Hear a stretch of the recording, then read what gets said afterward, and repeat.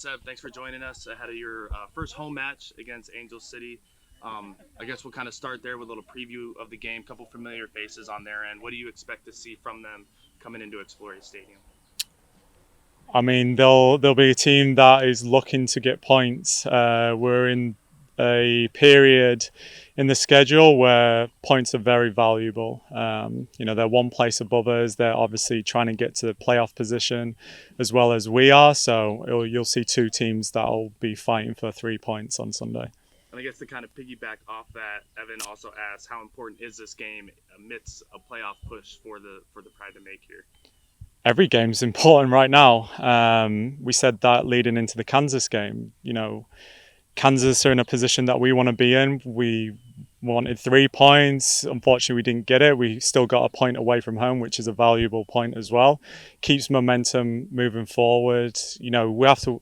Home games are, must-win games. They travel across country.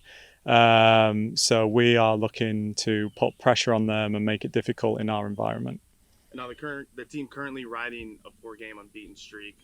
What do you think has been the key to the team during this recent form? No, I mean the effort of the players. The effort of the players has been terrific. The attention to detail has been really important. We're very detailed in our approach to games to make sure that the players are prepared as best as possible to go out there and get a result. So their buy-in from in the last four games has been terrific, and then all the compliments should go to the players.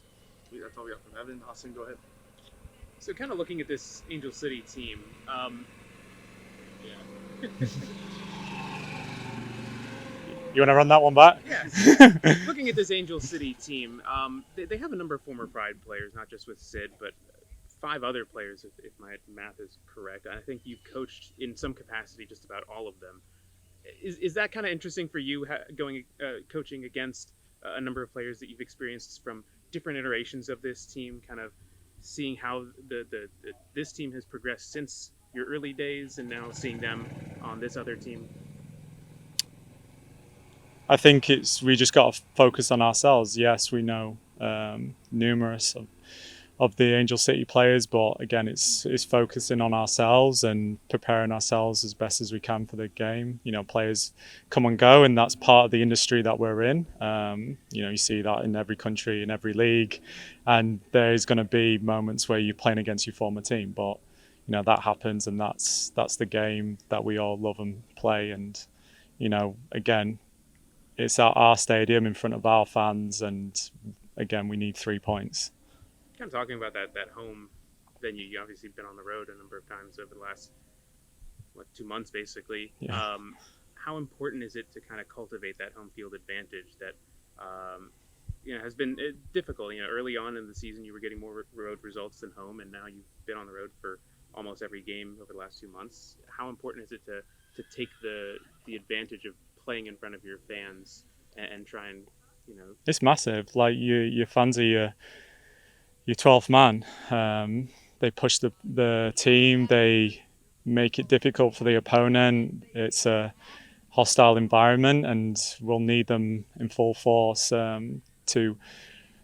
When we're in periods of the game, we need them to push us forward and keep the momentum going. And the environment as well. Like Florida's hot, and it's a difficult place to play, and we're building this tolerance from ourselves to play in the heat. You see in training sessions we're pushing, we're making the players work hard because this is one of the hardest environments in the country, and we have to make it hard and difficult for the opponent as well. So we have to use that to our advantage. Kind of looking at some of the players with Haley. She's gotten a week and a bit now of training under her belt. How has her progression been, just in terms of kind of getting acclimated to the team? That's what I mean. It's getting acclimated just not only to the team, but to the environment, to the heat, to the style of play. So, with her, we have to be patient.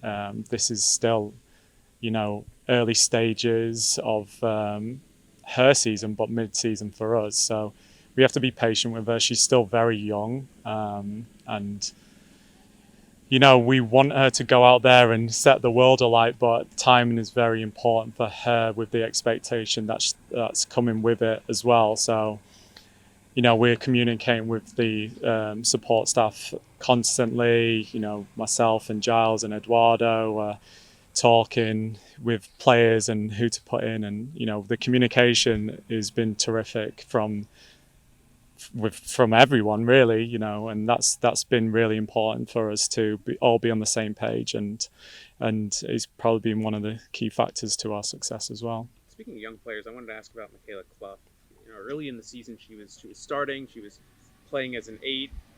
In college, she played as a 10. She's been coming off the bench as of late. What have you kind of seen from her in terms of her professional progression, and where do you see her kind of as going forward in your system? I think in our system, you have to be open to play multiple positions. And I think, again, with her being a first year rookie, and I hate saying rookie, but, her being in her first year and starting to learn style of play and how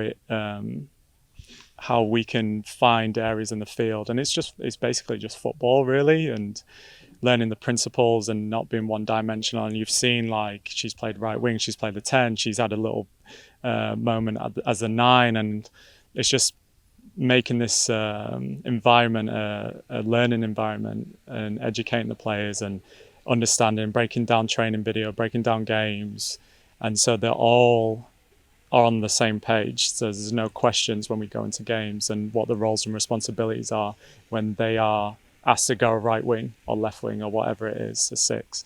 So for Michaela, it's continuing to develop her and teach and learn, and she'll be a terrific player because she has the mentality to be a top player.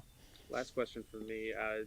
Kind of looking back at that Kansas City game, it seemed like, especially throughout that last 45, the fitness level of the players, especially like towards the very end of the game, seemed to drop drastically, and in a kind of holding on for dear life mentality. Was that kind of a byproduct of just defending for the last 45 minutes, or do you feel like that? No, I mean, momentum shifted. Any team that's 2-0 down are going to try and get into the game and going to be more aggressive, going to push more players forward. So you almost, it's cat and mouse chess match. They changed formation 3 times to try and get themselves back into the game. It's a natural habit to do that, to sit back a little bit and soak up a little bit more pressure and then expose them on the counter attack. I think for us moving forward, and we're still a really young team as well, and it's learning how to kill games as well. And the positive is that we were 2 goals up, we put ourselves in a position to win the game, and we still came away with a point, but the players were disappointed. And that, I think, speaks volumes that they're still going to Kansas, who are on a really good reign of form. They won their last 3 games, and to go there and be disappointed after the game that they didn't get 3 points speaks volume of where the players want to go and move forward.